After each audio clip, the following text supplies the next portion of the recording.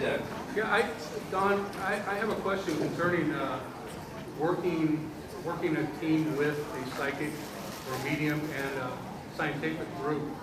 I think the fear a lot of times is that with the scientific group is that they feel that they're going to be planting seeds.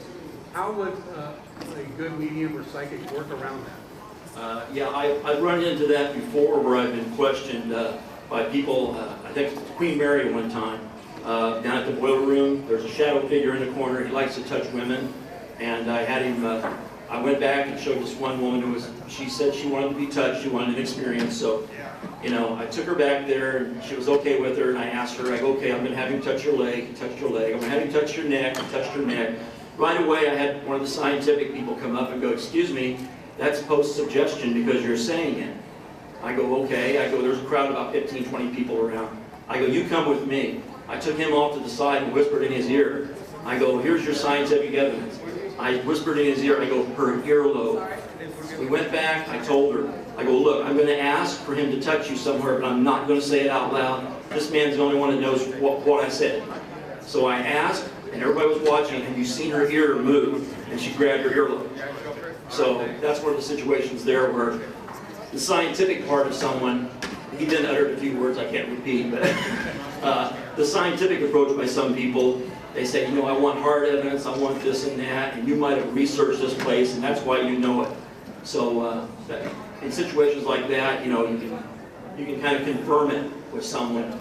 And especially since I had a guy who was doing the scientific approach, I had a witness, you know, that it's real.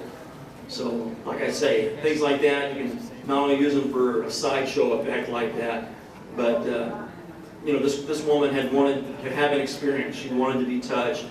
And this is one of those places where when I first got that book approved for the second one about my adopted father that I was originally going to start, I was contacted by Michael and Marty Perry. Actually, I went to a birthday party for Luis Gonzalez aboard the Queen Mary, and that's where Michael was looking at me, and he said, your father is standing next to you, and he's doing this. I thought he was on a piano at first, but no, he's like this, and he's really excited about something, and that was within that time frame. Radio brought another person within a couple days of that, said, you know, Peter's really excited about something that you're working on it, and I'm getting booked. It's another book. Your father's really excited about it as well. Mike Luke did the same thing when we met aboard the Queen Mary, going, I see Peter, he's smiling ear to ear, he's really excited about this other book. And so that for me is like verification, and something that does take you from a believer to a knower. That's way more than coincidence. I hadn't let anybody know that it was approved, and it was very early in that stage, and they had no way of knowing basically. So that was one of those instances that would rank right up there.